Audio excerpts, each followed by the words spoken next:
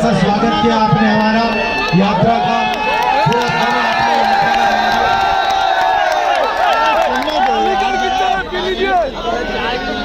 एक साल पहले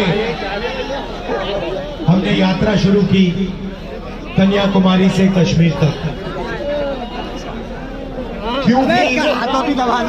क्योंकि देश में बीजेपी के लोग एक धर्म को दूसरे धर्म से लड़ाने का काम कर रहे हैं और लोगों को धमकाने का, डराने का काम कर रहे हैं, नफरत फैलाने का।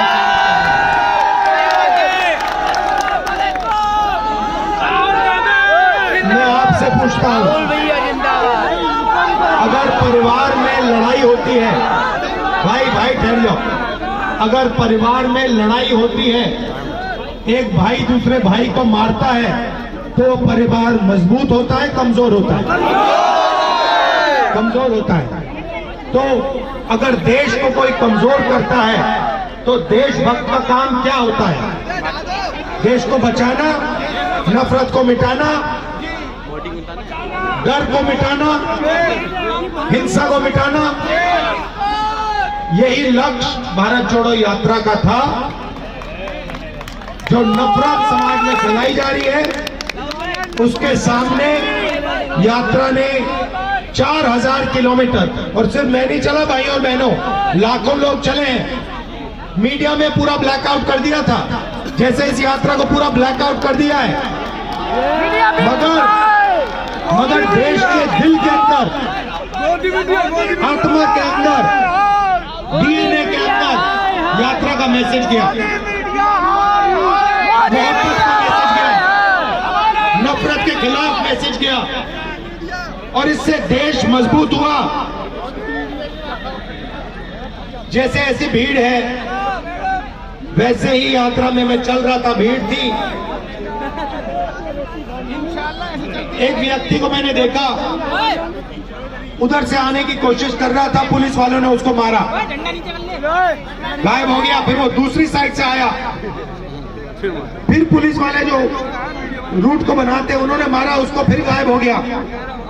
तीसरी बार मैंने उसको यहां देखा, पुलिस वालों को धकेल के, अकेला 10-15 पुलिस वालों को धकेल के मेरे सामने खड़ा हो गया पिछली यात्रा में, और कहता है, सुनो, मेरे सामने आके खड़ा हो जाता है, ऐसे कहता है, मैं जानता हूं तुम क्या कर रहे हो, मैं जानता हूं तुम क्या कर रहे हो। मैंने कहा भाई इसको क्या हो गया? मैंने उसको बुलाया, मैंने कहा इधर आओ, थोड़ा रिलैक्स करो। फिर कहता है मुझे, मैं जानता हूं आप क्या कर रहे हो, आप नफरत के बाजार में मोहब्बत की दुकान खोल रहे हो। मतलब नारा हमने नहीं दिया, नारा भीड़ के दिल में से निकला है, और भीड़ और जनता समझ गई कि भारत जोड़ो यात्रा क्या करने की कोशिश कर रही है, भारत को जोड़ने की कोशिश कर रही है।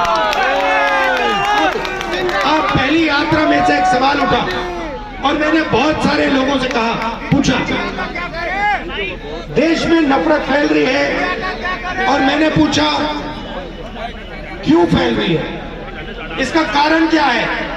और मैंने ये सवाल हजारों लोगों से पूछा होगा। भाई नफरत फैलाई जा रही है, हिंसा फैलाई जा रही है, इसका कारण क्या है?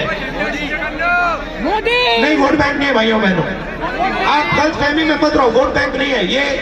और हिंदुस्तान की जनता ने ये मुझे बताया, किसानों ने, मजदूरों ने।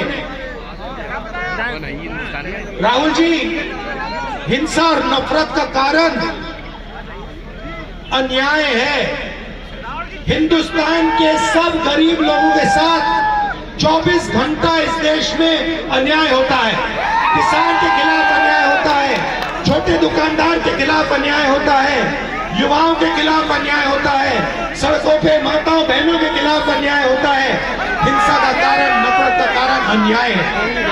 इसीलिए हमने दूसरी भारत जोड़ो यात्रा में भारत जोड़ो न्याय यात्रा शब्द जोड़ दिया।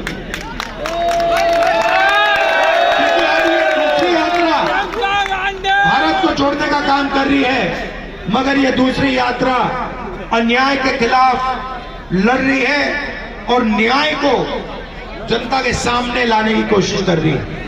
अब मैं आपसे एक सवाल पूछना चाहता हूं। यहाँ पे शांत हो जाए थोड़ा। यहाँ पे बहुत सारे लोग हैं।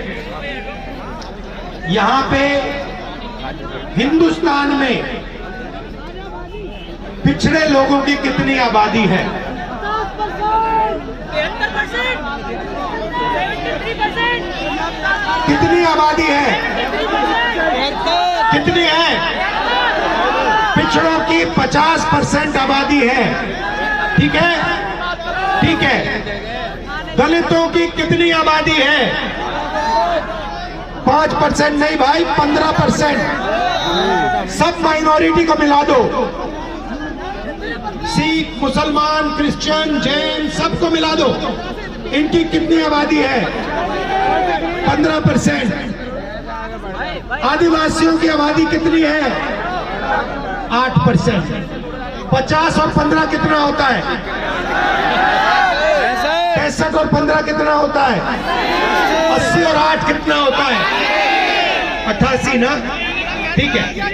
तो इन सबको मिलाओ तो 88% इनकी आबादी है, तकरीबन 90%। ठीक है। अब मैं आपसे पूछना चाहता हूं, हिंदुस्तान के सबसे 200 बड़ी कंपनियों के मालिकों की लिस्ट निकालो। ठीक है, उनमें से 90% के कितने मालिक बताओ?